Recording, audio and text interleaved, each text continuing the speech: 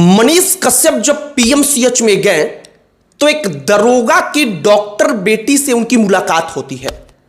एक इंजेक्शन लगाने को लेकर के वहां पर बातचीत होती है।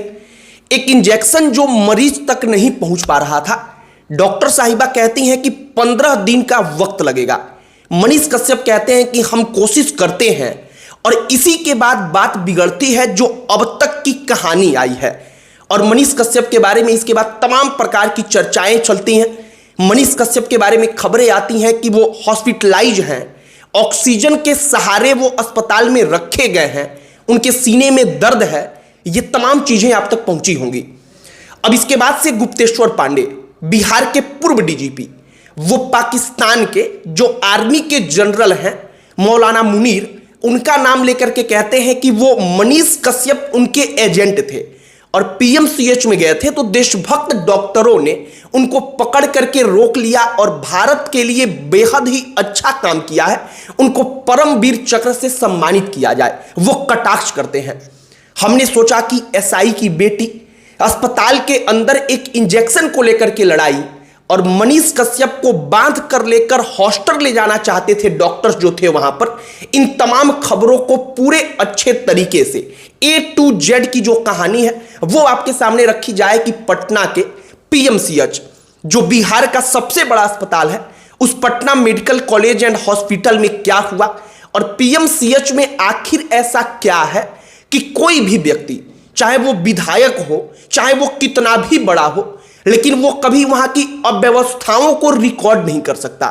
आखिरकार वहां पर कौन इतने प्रभावी लोग हैं, सब पर चर्चा करेंगे, बातचीत करेंगे। लेकिन आगे बातचीत करने से पहले हमारा नमस्कार स्वीकार करिए। हमारा नाम मोहित कुमार सिंह है। गुप्तेश्वर पांडे, बिहार के पूर्व डीजीपी, जब वो मनीष कश्यप के बारे में कटाक्ष करके ये तमाम चीजें लिखते हैं, तो इसके बाद होता यह है कि सोशल मीडिया पर भूमिहार का टैग बड़ा वायरल होने लगता है। कई लोग कहते हैं, एक धड़ा कहता है कि अपनी जाति पर आई है तब गुप्तेश्वर पांडे बोल रहे हैं। मतलब कि मनीष कश्यप भूमिहार है, इसलिए उसके लिए पूर्व डीजीपी को दर्द हो रहा है। लेकिन अब तक पूर्व डीजीपी को दर्द नहीं होता था।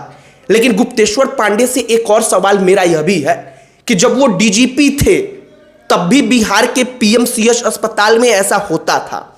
तब भी बिहार के पीएमसीएच में जो आम मरीज जाते थे उनको तो छोड़िए, अगर कोई वहां की अव्यवस्थाओं को दिखाने चला जाए तब भी ऐसा होता था। तो जब वो पूरे के पूरे पुलिस के मुखिया थे तब उन्होंने पीएमसीएच के उन गुंडों को ठीक करवाने का प्रयास क्यों नहीं किया। हालांकि अब कम से कम गुप्तेश्वर पांडे ठीक है, इसके ऊपर बोल तो रहे हैं। अब मनीष कश्यप की जरा कहानी सुनिए।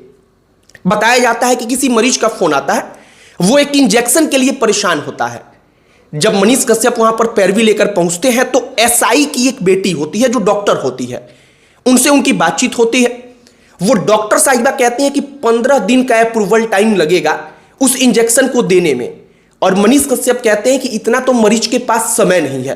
अब आप भी समझिए कि अगर तत्काल किसी इंजेक्शन की जरूरत है और 15 दिन का प्रोसेस बताया जाए तो उसमें क्या होगा। मनीष कश्यप अपनी तरफ से पैरवी करते हैं नेताओं के पास, मंत्रियों के पास, विधायकों के पास, स्वास्थ्य विभाग के अधिकारियों के पास। होता क्या है कि उस इंजेक्शन के लिए अप्रूवल मिल जाता है। लेकिन अब जो डॉक्टर साहिबा रहती हैं, एसआई की बेटी डॉक्टर, जो उनसे कहा जाता है कि इसी बात को लेकर तकरार हो जाती है।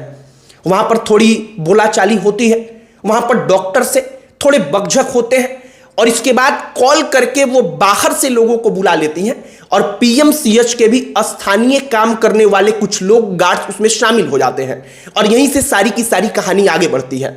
अब इसके बाद क्या होता है, आप सोचिए कि भारतीय जनता पार्टी सत्ता में है, उसी बीजेपी से मनीष कश्यप और उसी बीजेपी के मंत्री विधायक मनीष कश्यप को पीएमसीएच से छुड़वाने के लिए फोन करते हैं, पैरवी करते हैं, लेकिन तब भी 3 घंटा लग जाता है। अब आप सोचिए कि पीएमसीएच है क्या, Patna medical college and hospital के अंदर आखिरकार ऐसा है क्या।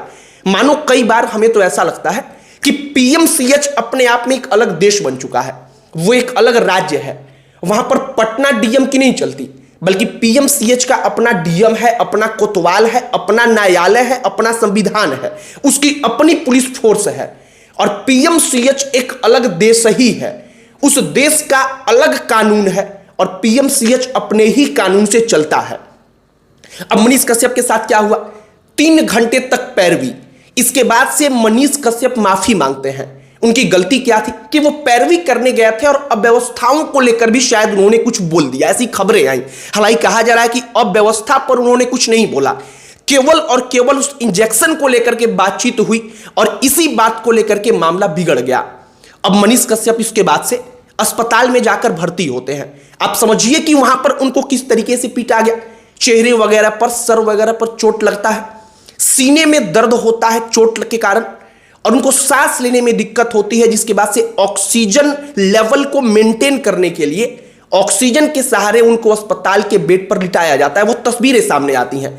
लेकिन सवाल ज्यों का त्यों रह जाता है कि अगर उतना बड़ा चेहरा पीएमसीएच में जाता है, उसके सामने अगर वहां के जो गुंडे हैं, अगर वो वहां पर उसके ऊपर टूट पड़ते हैं, जिसके पीछे विधायक मंत्रियों का पैरवी रहता है, तब भी वो छोड़ने को तैयार नहीं होते। उसको बांध कर लेकर वो हॉस्टल जाना चाहते थे, वो बंधक बना लेते हैं।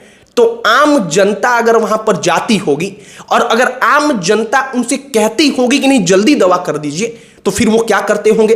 बाकी पीएमसीएच सोशल मीडिया पर बड़ा वायरल है और पहली बार नहीं हुआ है, हमेशा होता रहता है। मनीष कश्यप के साथ जो हुआ, इसके बाद फिर उसी पीएमसीएच में एक और घटना हो गई, जिसको लेकर के मनीष कश्यप ने बोला भी। लेकिन सवाल यही उठता है कि आखिरकार उन लोगों को पुलिस पकड़ती क्यों नहीं। वो कौन लोग हैं जो पीएमसीएच पर अपना आधिपत्य, जो अपना उनका पूरा का पूरा वहां पर क्षेत्र है, उसको अपने कब्जे में उन्होंने ले रखा है और पीएमसीएच को वो छोड़ना नहीं चाहते, मानो वो वहां के बाहुबली बन गए हैं। बाकी पीएमसीएच के बारे में कई दफा ऐसी तस्वीरें, ऐसी खबरें भी आई हैं जहां पर कोई विधायक गई है और विधायक गए हैं और वहां पर उनसे जो पीएमसीएच के जूनियर डॉक्टर्स हैं, जो गार्ड्स हैं, वो उलझ गए हैं और उनसे तक हाथापाई की गई है। बाकी हमने मनीष कश्यप की पूरी कहानी को सोचा कि अब एक बार आपके सामने रखा जाए। हमने सब कुछ आपको बताया है। आपकी क्या इस पर प्रतिक्रिया है, कमेंट बॉक्स में लिखकर बताइएगा। बाकी गुप्तेश्वर पांडे ने कटाक्ष किया है, लोगों ने उसमें भूमिहार का एंगल ढूंढा है कि गुप्तेश्वर पांडे भूमिहार, मनीष कश्यप भूमिहार, इसीलिए पूर्व डीजीपी को दर्द हो रहा है। बाकी हमने आपको तमाम चीजें एक एक करके बताई हैं। आपकी प्रतिक्रिया का हमें इंतजार रहेगा। अन्य कोई टॉपिक जिस पर आप चाहते हो कि हम वीडियो बनाएं, जिस पर चर्चा करें, आप उसे भी कमेंट बॉक्स में लिखकर बताइएगा।